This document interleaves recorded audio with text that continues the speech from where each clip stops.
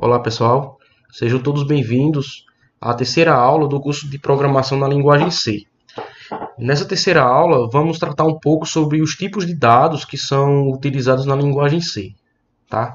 Então, para iniciar, vamos fazer a seguinte analogia.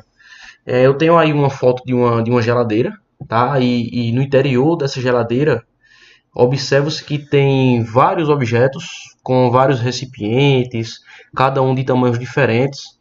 E o que significa dizer essa analogia, né, que a gente está fazendo? Na verdade, cada recipiente ele consegue armazenar um tipo específico de material. Então, observe que existe algumas jarras de suco.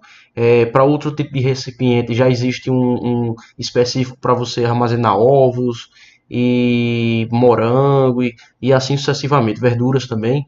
Cada um com características próprias e que ocupam um determinado espaço diferente dos demais. Então, o que isso significa dizer, né? Assim como os dados da linguagem C, esses recipientes eles ocupam um espaço de forma diferenciada e também conseguem armazenar tipos de dados diferenciados. O que significa isso? Bem, é mais ou menos dessa forma aqui. Existe um agrupador, né, digamos assim, uma forma de você classificar dados quando trata-se de números inteiros. Da mesma forma que existe forma de você classificar dados que pertencem à categoria de caracteres, por exemplo, ou string, que é na verdade uma cadeia, né, de caracteres. E cada tipo de recipiente desse aí, ele também ocupa o espaço. Ele não somente serve para armazenar tipos de dados diferentes, eles também ocupam espaço. Então, por exemplo, nesse slide existem alguns tipos de dados, como por exemplo o char, tá? Quando a gente fala de char, estamos tratando de caracteres, tá? De apenas um dígito, né? Digamos assim. Podemos tratar também como inteiros, podemos tratar também como valores em ponto flutuante, valores longos, ou seja, um inteiro que seja com um tamanho tão longo que ele ultrapassa essa capacidade. Então ele passa a ser considerado como long também. E o double, que é basicamente um tipo de float também, né? É um tipo de ponto flutuante, no entanto, com uma precisão maior, tá? Então, eu tenho aqui alguns exemplos. Esses não são todos os exemplos que tem na linguagem C, são inúmeros, na verdade. E, inclusive, fica como exercício procurar outros tipos de dados e saber como representá-los na linguagem C, tá? Bem, eu tenho aqui algumas formas simples de se representar alguns desses dados também. Por exemplo, eu trouxe alguns aqui nesse slide. O chá ele é representado dessa forma, ou seja, eu tenho a letra W, é o caractere W, é o dígito W, na verdade. Ele é considerado como único, ele não pode ser agrupado e com outro dígito, com outro caractere e ainda assim ser considerado caractere. Ele deixa de caracterizar um caractere, tá bom? Então um W, por exemplo, ele é um char, ele é do tipo char, porque ele é um caractere. O 2 ele também pode ser considerado como char, desde que não estejamos tratando da quantidade 2, mas sim do dígito, do desenho do dígito, tá? Assim como a letra J e assim sucessivamente, tá? O que diferencia o chá dos demais é que apenas uma letra, um número, um algarismo, um dígito pode ser considerado como chá. Enquanto que o int ele retrata valores inteiros, ou seja, inclusive pode ser negativos também, né? Então eu tenho aqui o valor 1, então o valor 1 ele pode ser considerado inteiro. Eu tenho o valor 6, ele também pode ser considerado inteiro, assim como, por exemplo, o valor 18 ou até mesmo o valor 1290. Todos eles caracterizam valores o quê? Inteiros, tá bom? Por outro lado, nós temos o tipo float, tá? Que significa números em ponto flutuante, ou seja, são números reais, são números decimais, tá bom? Fica como exercício também procurar sobre o double. O double é, na verdade, uma extensão do tipo float. Na verdade, o double é um tipo de dado também em ponto flutuante, no entanto, com uma maior precisão. Então, eu vou deixar aqui a curiosidade para vocês dar uma pesquisada sobre esse assunto e procurar também como representar esses valores na linguagem C, tá? E aqui surge algo bem interessante também, e peculiar, né? Eu tenho um string, que também é um tipo de dado, certo? Só que o string, na verdade, ele é considerado na linguagem C como uma cadeia de caracteres. O que significa dizer isso? Uma cadeia de caracteres são vários char, digamos assim, vários caracteres de forma enfileiradas, de formas, como se fossem agrupados em forma de vetor. Tá? Então, se eu quiser, por exemplo, concatenar o caractere W com o 2 e com o J, eu teria que fazer todos juntos e tratar ele a partir de agora como aspas dupla, tá bom? E a partir de então, consideramos esse tipo de dado como string e não como char, certo? Então vamos ver como seria na linguagem C essa representação.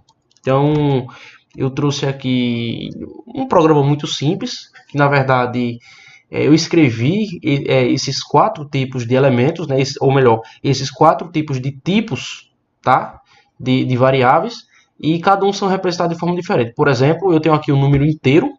Esse número inteiro eu inseri o valor 46. Então o 46 ele caracteriza um número inteiro, tá? Eu tenho também aqui, eu chamei num 2, tá? Eu posso declarar como qualquer nome, na verdade, essa variável.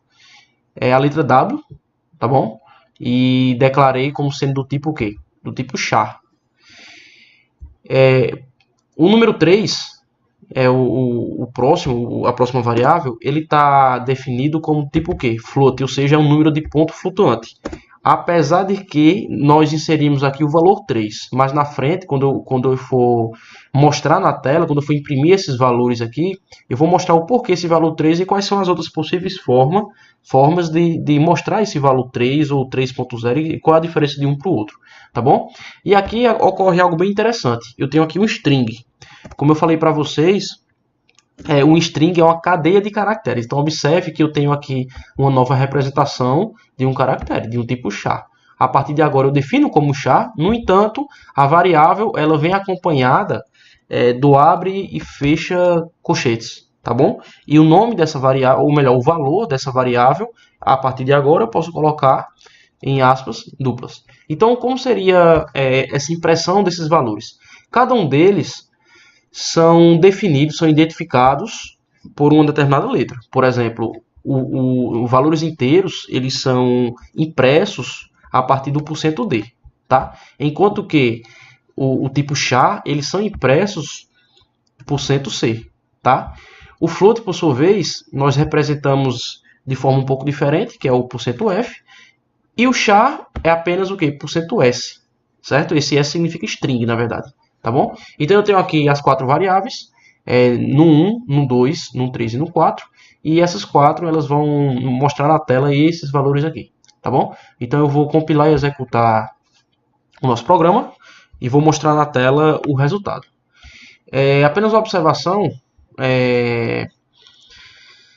Caso o seu antivírus esteja habilitado, como isso aqui é um programa executável, existe a possibilidade do antivírus ele passar a monitorar esse próprio arquivo. Então, antes de gravar essa videoaula, eu desativei o meu antivírus e você pode fazer também para evitar esse monitoramento. Tá? Acaba demorando um pouco e pode atrapalhar um pouco o processo e o aprendizado. Tá bom?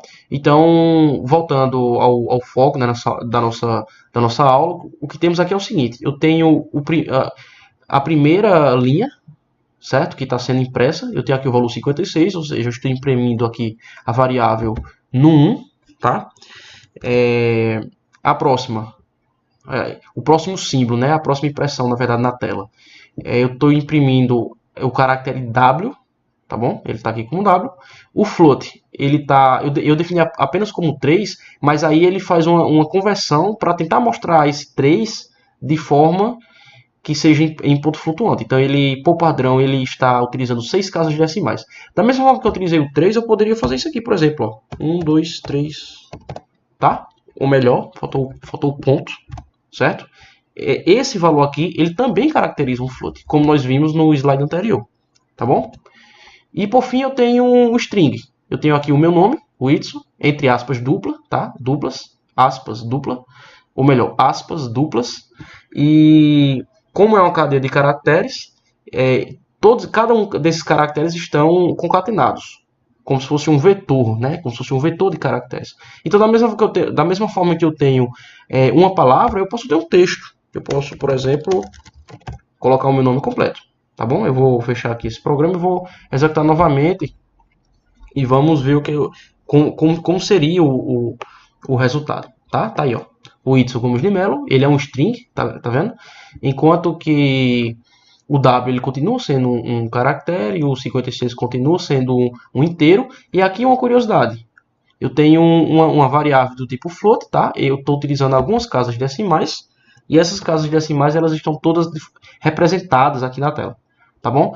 Então eu espero ter aguçado um pouco dessa curiosidade. Não deixa de dar uma olhada no material de apoio. O material de apoio ele está super completo dessa aula. Eu espero que vocês possam aprender um pouco mais sobre esse assunto, tá bom?